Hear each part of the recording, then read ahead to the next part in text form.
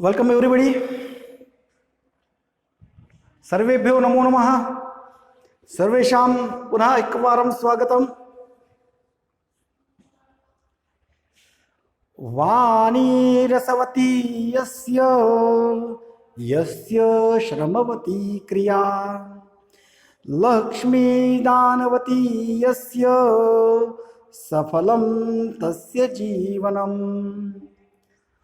वाणी रसवती यस्य, जिसकी वाणी रसयुक्त हो और जिसकी सारी क्रियाएं श्रमवती हो, यानी श्रम जिसकी क्रिया में हो और मधुरता जिसके वाणी में हो.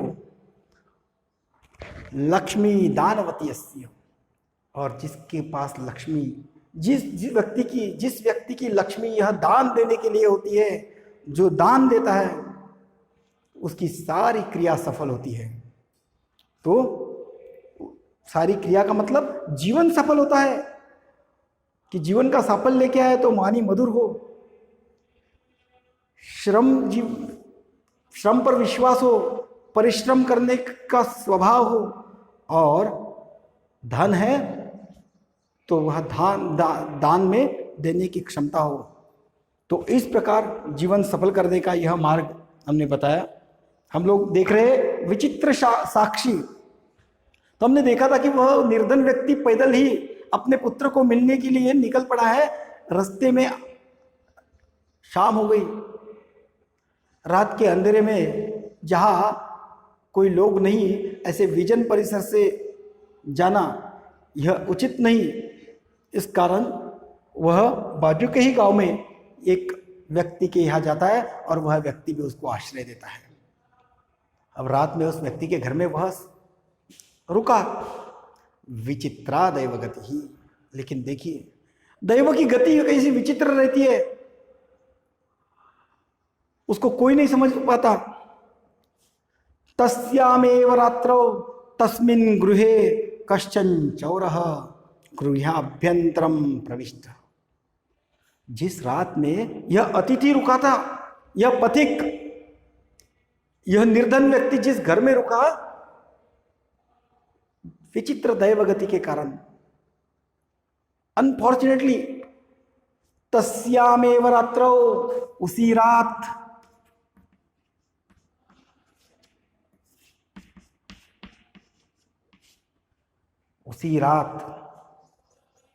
तस्मिन् गृहे, उसी घर में, जिस घर में यह रुका था उसी घर में कश्चन चौरः गृहाभ्यंतरम प्रविष्टः. कोई तो भी एक चोर उस घर में घुस गया. तत्र निहिताम एकाम मंजुषाम आदाय पलायितः.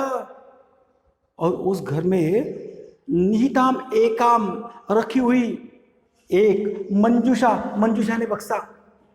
उस घर, मंजुषा यह स्त्रीलिंग, आकारांत शब्द होने के कारण स्त्रीलिंग है, इसलिए उसका न्यूमरल एडजेक्टिव एकाम. तो वहां रखी हुई एक जो पेटी थी, जिसे बक्सा कहते हैं, बॉक्स, वह आदाय पलायितः, उपसर्ग है, दा धातु, और उसको ल्यप प्रत्यय लगा हुआ है, उसे वह लेकर भाग गया. अब चौरस्य पाद ध्वनिना प्रबुद्धो अतिथि ही चौर शंकया तमन्वधावत अगृह्णाच. यहां तक नहीं, वह चोर आया, उसने बक्से को उठाया और भागने लगा.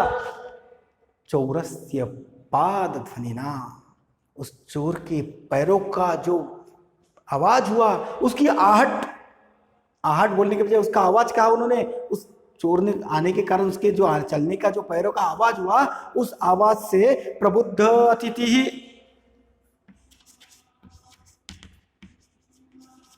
प्रबुद्ध अतिथि ही, वह जो अतिथि था, वह जो गेस्ट था, वह अवेयर हुआ. प्र प्लस बुध प्लस त प्रत्यय, जिसे अवेकन कहते हैं, उसके पैरों के आवाज के कारण वह जागृत हुआ, प्रबुद्ध हुआ, वह जागा हुआ, वह अतिथि है. चौर शंकया, यह चोर है, इस शंका से तमन्वधावत, उसके पीछे दौड़ा. अब तम अन्वधावत, तम अधिक अन्वधावत, अन्वधावत अनुपसर्ग अधिक धाव धातु लंग लकार प्रथम पुरुष एक वचन, उस चोर के पीछे वह दौड़ा, अगृह्णाच्च और उसने उस चोर को पकड़ लिया, अगृह्णात च और ग्रह धातु 9th क्लास, उसने उसको परस्मै पद यहां पर पकड़ लिया। और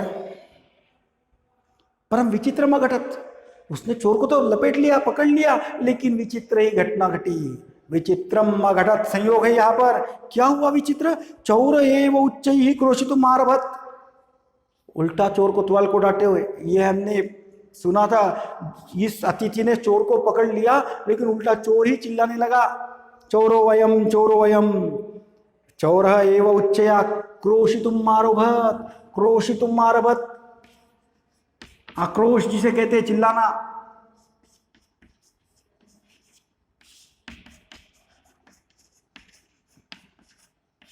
जैसे उस चोर को इस अतिथि ने पकड़ा, उल्टा ही हुआ।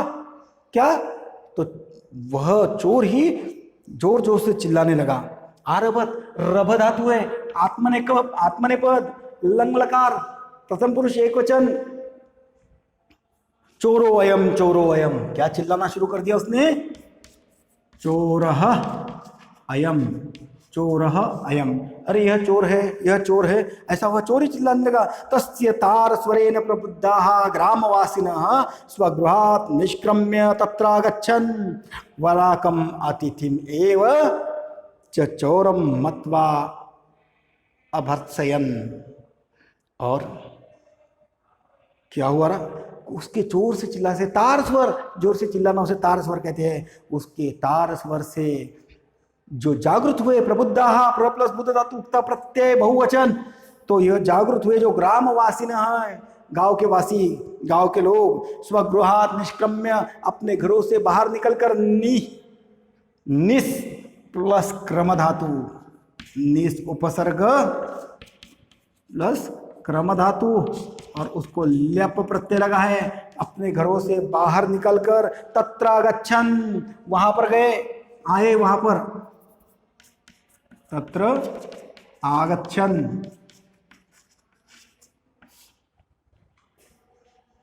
तत्र आगच्छन्, आ उपसर्ग गमगच्छ धातु लंग लकार प्रथम पुरुष बहुवचन, ग्रामवासिनः इसलिए बहुवचन, वह गांव के लोग जो थे वह वहां आए। वराकम, वराकम अतिथिमेव, संयोग है पूरा। उस बिचारे, वराक का मतलब बिचारा, वह बिचारे अतिथि को ही चोरम मत्वा अभर्त्सयन्, उसको ही चोर मानकर उन्होंने उसकी निंदा की। यद्यपि ग्रामस्य आरक्षी एव चोरः आसीत्, लेकिन उसकी निंदा की, जबकि गांव का जो गांव का आरक्षी का मतलब पुलिस, वह रक्षक, जो गांव का रक्षक था वही असल में चोर था। तत्क्षणमेव रक्षा पुरुष तम अतिथिम चोरोयम इति प्रख्याप्य कारागृहे प्राक्षिपत। तो उसी क्षण रक्षा पुरुष जो पुलिस थे, वह पुलिस आए और उन्होंने अतिथि को ही यह चोर है ऐसा जानकर कारागृह प्राक्षिपत, उसको कारागृह में डाल दिया। तो इस प्रकार यह जो व्यक्ति था, निर्धन व्यक्ति था, वह चोरी का उस पर आरोप किया गया और वह वही चोर है ऐसा मानकर उसको ही पुलिस के द्वारा पकड़ा गया। गांव में जो आरक्षी यानी गांव का जो रक्षक था, वह रक्षक अलग है और पुलिस स्टेशन वाली पुलिस अलग है। इस पर जिम्मेदारी थी वह रक्षक, जिसे हम लोग कोई तो भी उन्होंने गांव में नियुक्त किया गया एक आधा व्यक्ति होगा जो रात में घूमता हो लोगों की रक्षा करने के लिए या चोरों से बचाने के लिए, वह व्यक्ति था और असल में वही चोर था। वही लोग को चोरी करके भाग रहा था, लेकिन इस अतिथि ने उसको पकड़ा और वह उल्टा फिरा उल्टा घुमा और वही उल्टा घूमकर उसने इस अतिथि को ही चोर चोर करके पकड़कर चिल्लाना चालू कर दिया और लोगों ने उस अतिथि को ही पुलिस के हवाले कर दिया। तो यहाँ तक कथानक आता है, आगे भी रोचक है। अपेक्षा है कि आपको आगे का भाग भी बहुत अच्छा लगे। तो इन सारी जो 2 पैराग्राफ हमने देखे अब तक, इनकी संधि विग्रह, कुछ मुश्किल शब्द, कुछ समानार्थी शब्द, ये सारे शब्द आप निकाल के रखो। हम लोग आगे के लाइव सेशन पर उस पर डिस्कस करेंगे। So stay at home, keep yourself, अच्छा खाओ पियो और तंदुरुस्त रहो। Have a good day.